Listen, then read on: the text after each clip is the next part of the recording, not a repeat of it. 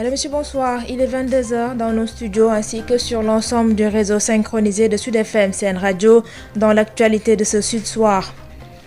Une victime de plus dans les sites d'orpaillage à Tenkoto, c'est dans la région de Kédougou. Une fillette d'environ 4 à 5 ans est tombée dans une excavation portant à 4 le nombre de victimes recensées en l'espace de 4 mois. Un accident qui remet sur la table la question du non-respect de la mesure d'interdiction d'exploitation sur ces sites artisanaux.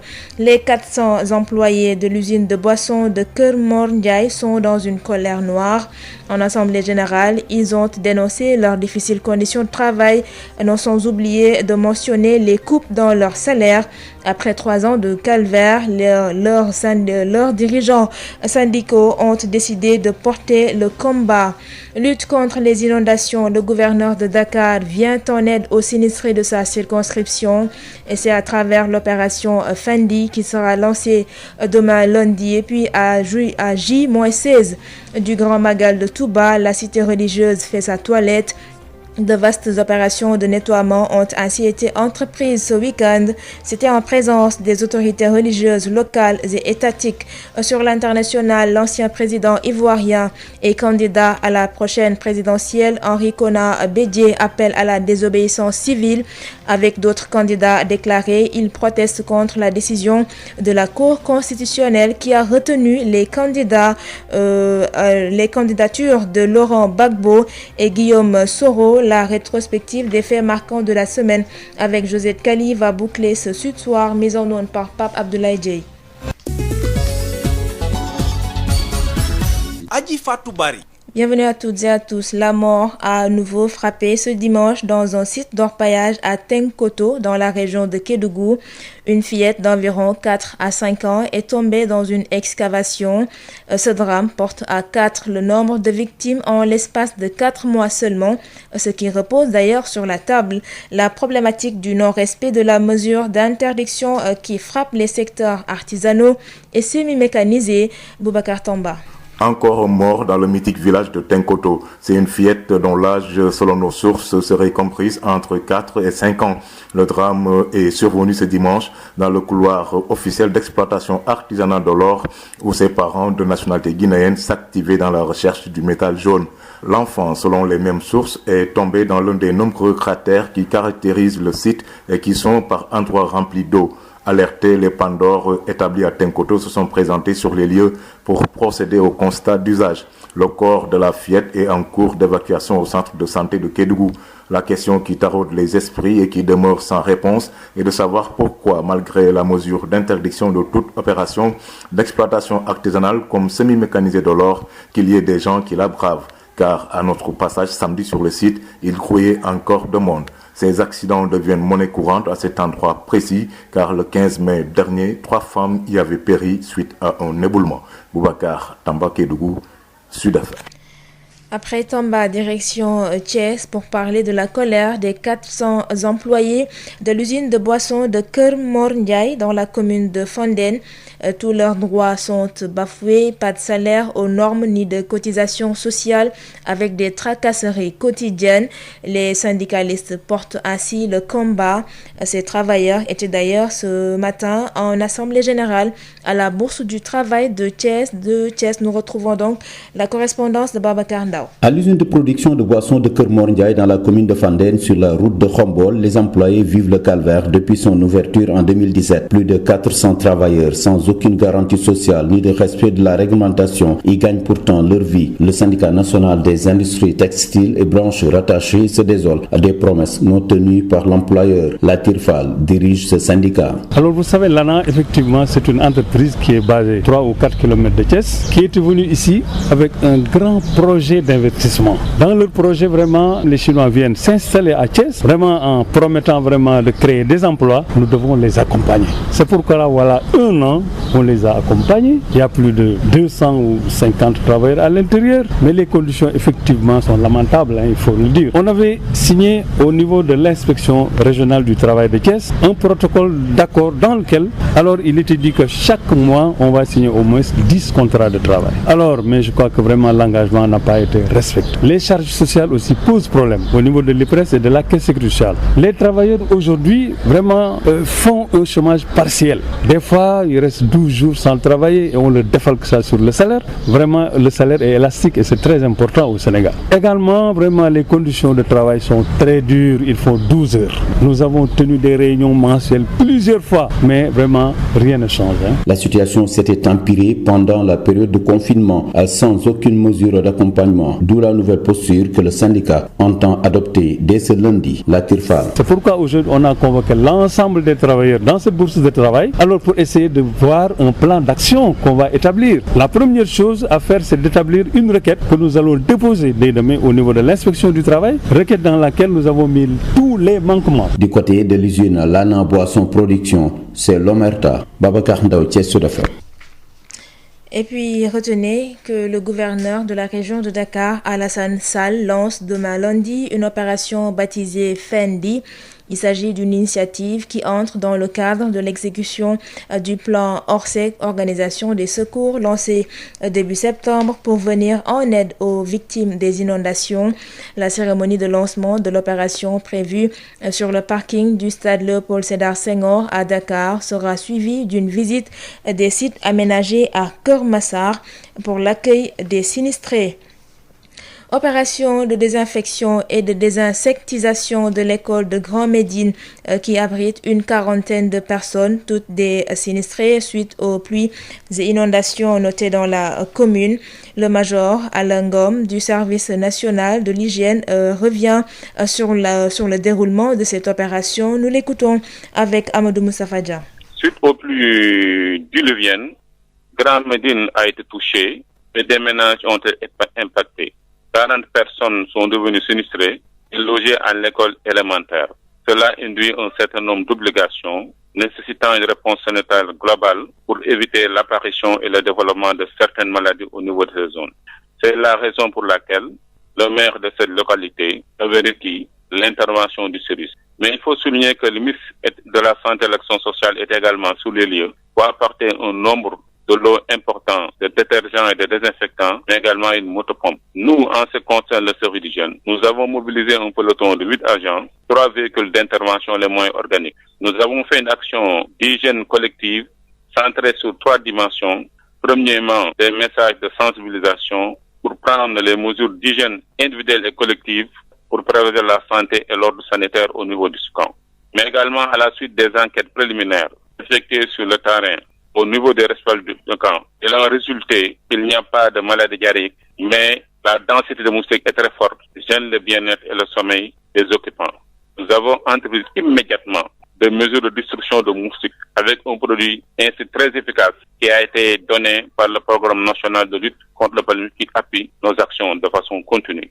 Nous avons également fait une distribution de kits d'hygiène UNICEF composé d'eau de javel, de savon, de bassines et de lave-mine. Nous avons installé un polygone de salubrité en vue de contrôler tous les paramètres de salubrité, dont la défaillance de l'un des paramètres peut entraîner le déclenchement des maladies à potentiel épidémique. C'était le major Alain Ngom du service national de l'hygiène. Et puis, toujours dans ce même sillage, une aide d'urgence aux personnes sinistrées de la commune de Sédhiou suite aux fortes pluies qui ont détruit habitations et denrées alimentaires. C'est à l'actif de l'association des entreprises chinoises au Sénégal de concert avec le ministère de la Culture et de la Communication.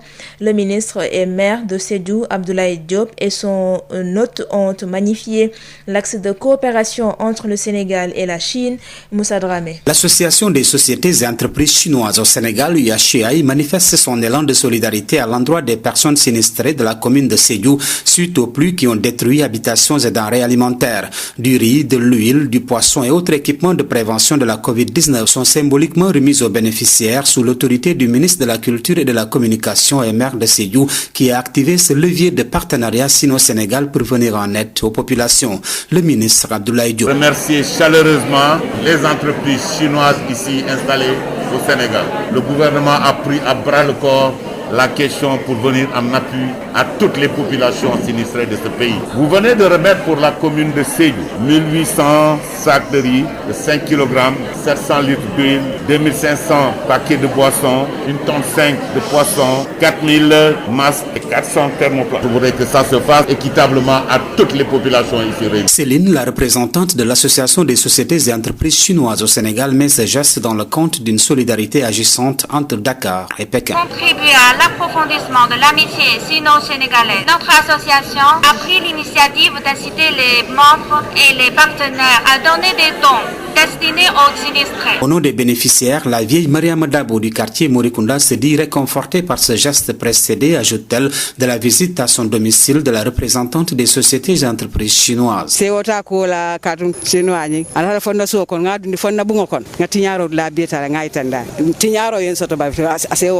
Enfin, Céline, la chinoise, exhorte d'autres organismes à intégrer leur structure en vue de renforcer des gestes de ce genre dans le cadre de la responsabilité sociétale de l'entreprise. Moussa Dramé, Sédhiou, Sud FM. Je vous le disais en titre, à J-16 du Grand Magal de Touba, les opérations de nettoiement de la cité religieuse sont lancées ce week-end en présence des autorités étatiques, mais également des autorités religieuses. Du matériel de nettoiement a été mis à la disposition du comité pour faciliter le travail aux équipes. Le directeur général du cadre de vie et de l'hygiène publique a représenté le ministre de l'Urbanisme, du Logement et de l'Hygiène publique.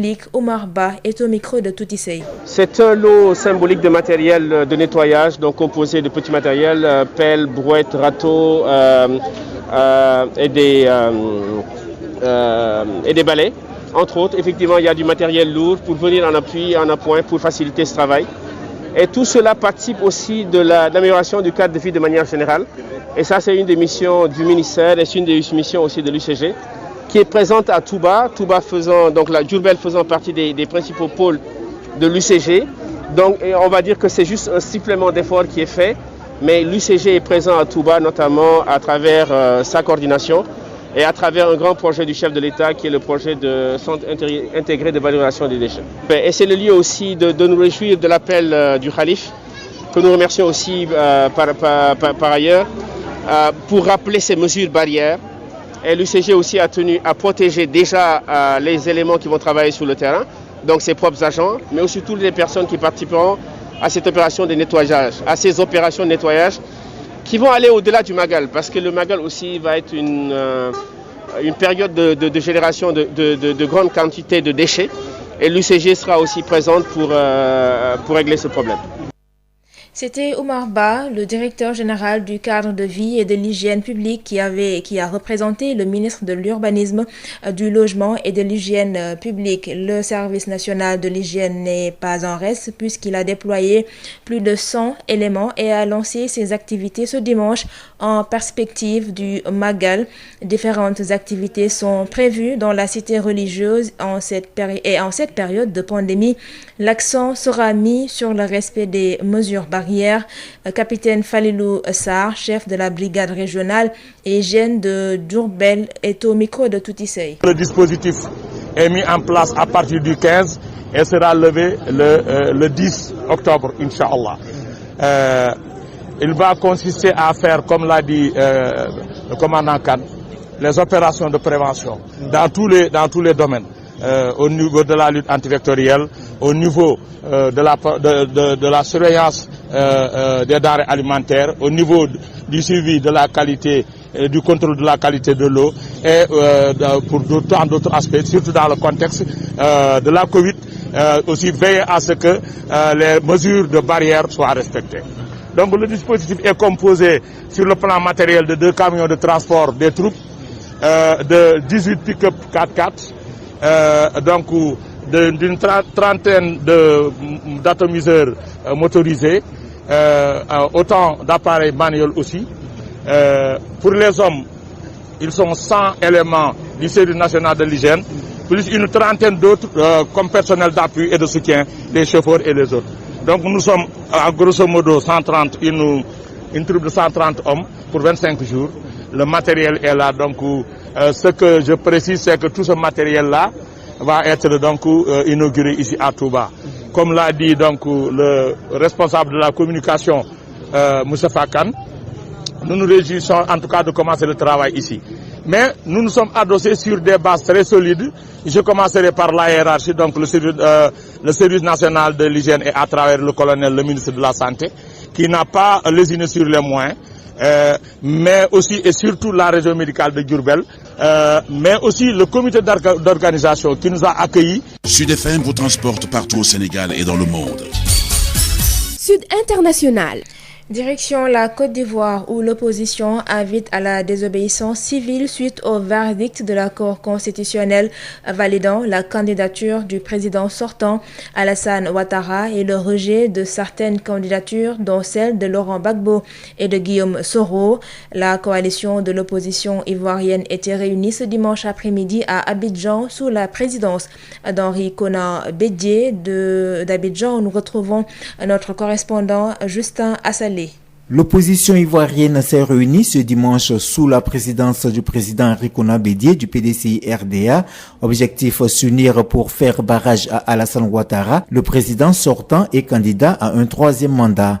Réunis donc, les plateformes de l'opposition ivoirienne exigent la dissolution de la CEI, la commission électorale indépendante et du Conseil constitutionnel.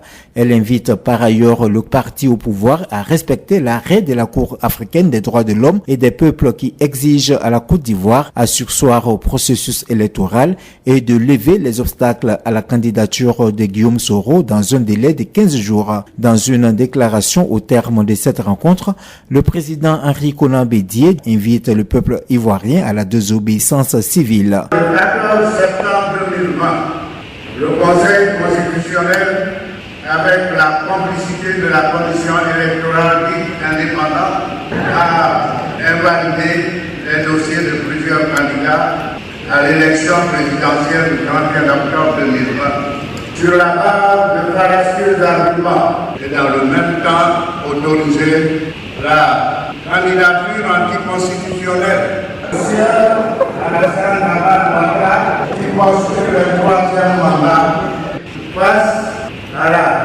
forfaiture, un seul mot d'ordre, irrépressible, irréversible, la désobéissance civile. Comme on peut le constater, les jours à venir nous situerons sur la situation politique en Côte d'Ivoire. Justin Assalé, Abidjan pour Sud FM.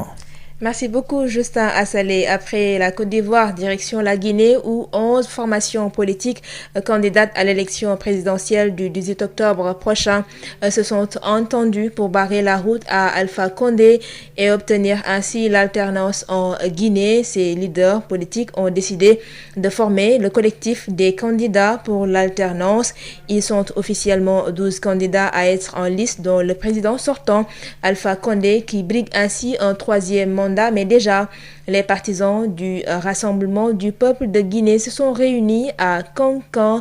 Nous retrouvons donc la correspondance de Amadou Youribari. C'était un défi que s'est lancé le Rassemblement du peuple de Guinée, parti que dirige le président Alpha Condé qui brigue un troisième mandat. Le parti au pouvoir a choisi Kankan, un de ses fiefs jusque-là imprénable, pour lancer sa campagne électorale. Le choix n'est pas fortuit puisque cette région a été récemment secouée par de nombreuses manifestations de rue où des populations de cette région de la Haute-Guinée réclament entre autres de l'électricité, l'eau et l'emploi. Les cadres du parti ont donc tenté de remobiliser les militants qu'ils croient perdre à raison de ces manifestations de colère exprimées par des militants qui ont le sentiment d'être oubliés par Alpha Condé durant ses 10 ans de gestion.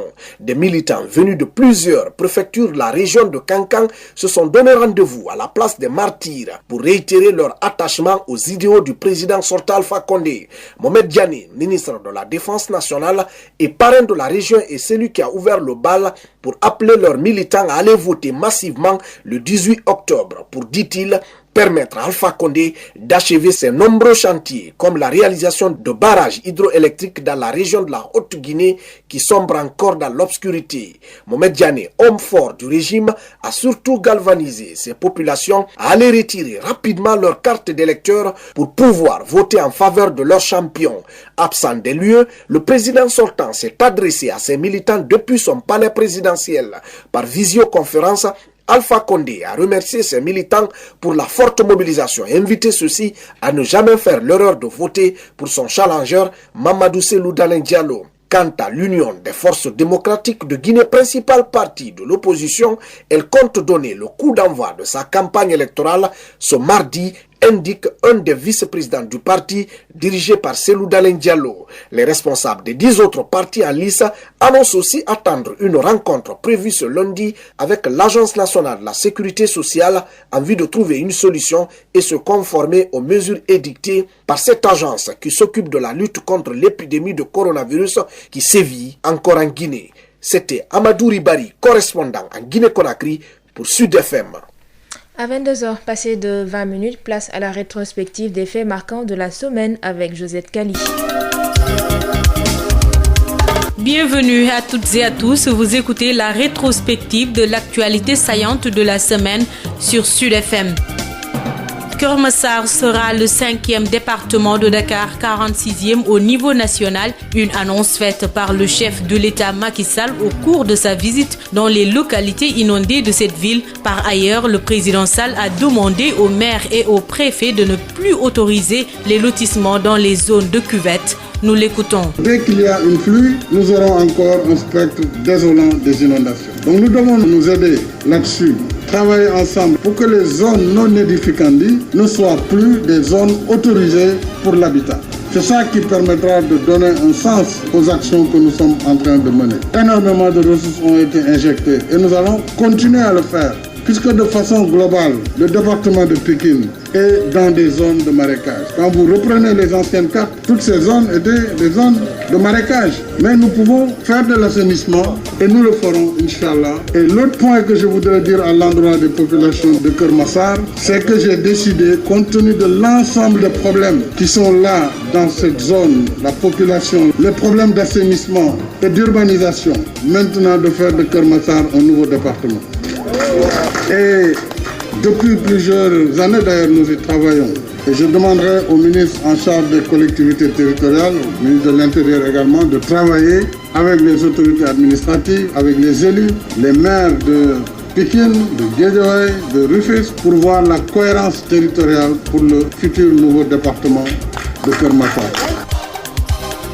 Dans ce sillage, mise en place à l'Assemblée nationale d'une mission d'information pour établir un rapport en 6 semaines sur le dossier des inondations et le plan décennal de lutte contre les inondations. Cette mission est composée de 15 députés de toutes les sensibilités politiques du Parlement. Amadou Moustapha Dian.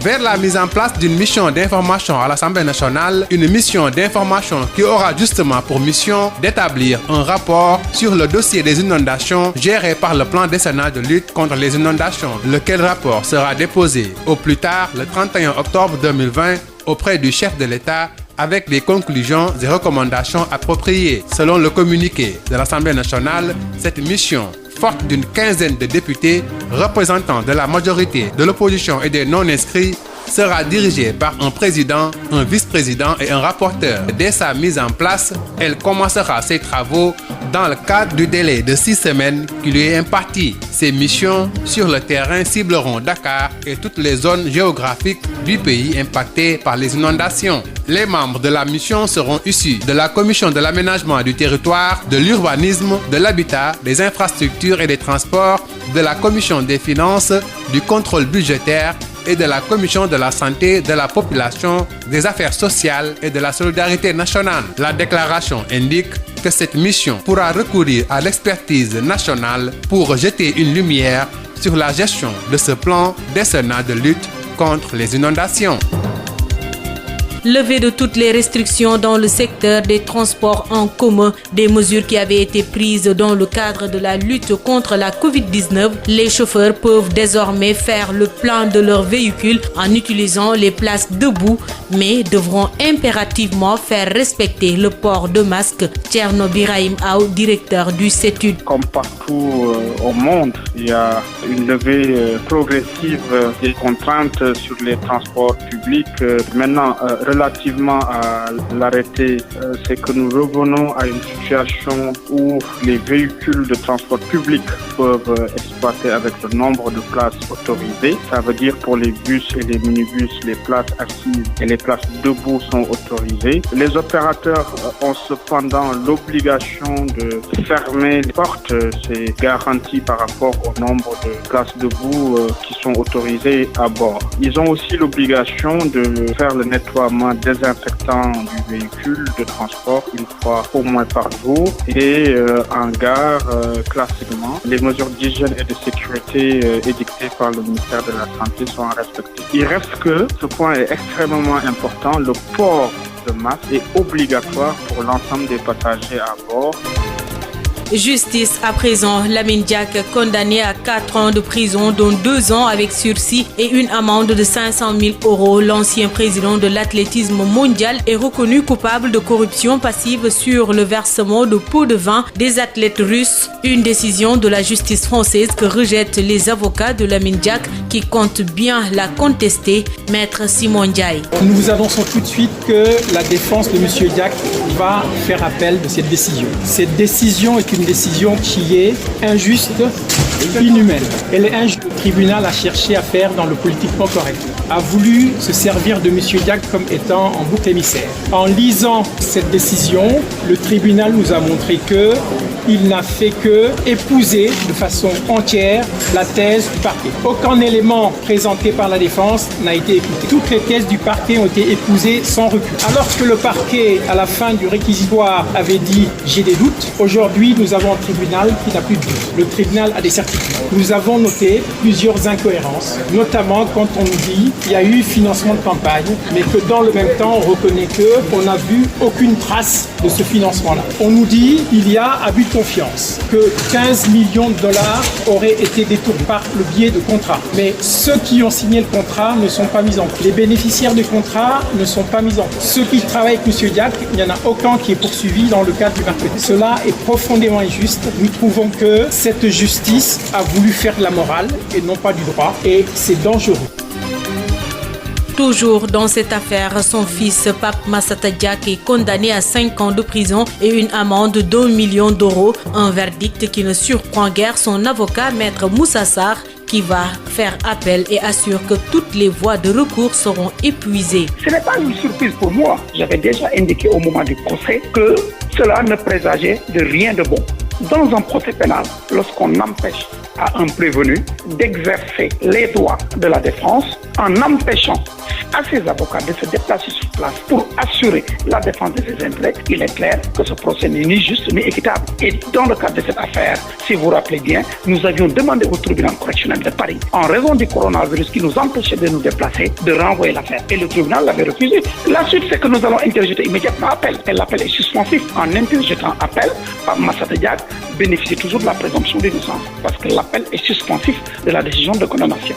On va épuiser toutes les voies de recours internes en France et au besoin, comme nous l'avions dit, nous irons à la Cour européenne. Ça veut dire que nous irons jusqu'au bout en usant de toutes les ressources que nous donne la loi. On n'exclut absolument rien pour défendre notre client. C'est cet élément qui met fin à la rétrospective des faits marquants de l'actualité de la semaine sur Sud FM Sen Radio. Rendez-vous dimanche prochain. Adji Fatou Bari. 22h28, c'est la fin de ce journal, mais avant de nous quitter, le rappel des titres. Accident tragique sur un site d'orpaillage à Tenkoto dans la région de Kédougou. Une fillette d'environ 4 à 5 ans est tombée dans une excavation portant à 4 le nombre de victimes recensées en l'espace de 4 mois. Ce nouvel accident remet sur la table la question du non-respect de la mesure d'interdiction d'exploitation sur ces sites artisanaux. Les 400 employés de l'usine de boissons de Keur Mor Ndiaye sont dans une colère noire. En assemblée générale, ils ont dénoncé leurs difficiles conditions de travail, non sans oublier les coupes dans leur salaire. Après 3 ans de calvaire, ils ont décidé de porter le combat lutte contre les inondations. Le gouverneur de Dakar apporte son aide aux sinistrés de sa circonscription. L'opération Fandi sera lancée demain lundi. Et puis à J-16 du Grand Magal de Touba, la cité religieuse du mouridisme fait sa toilette. De vastes opérations de nettoiement ont été entreprises ce week-end en présence des autorités locales, religieuses et étatiques. Sur l'international, l'opposition ivoirienne, avec à sa tête l'ancien président et candidat à la prochaine présidentielle, Henri Konan Bédié, appelle à la désobéissance civile. Ils protestent contre la décision de la Cour constitutionnelle qui a refusé les candidatures de Laurent Gbagbo et Guillaume Soro, alors que celle du président sortant, Alassane Ouattara, a été acceptée. Merci à Pape Abdoulaye Dieye qui a assuré la partie technique. Merci de nous avoir suivis.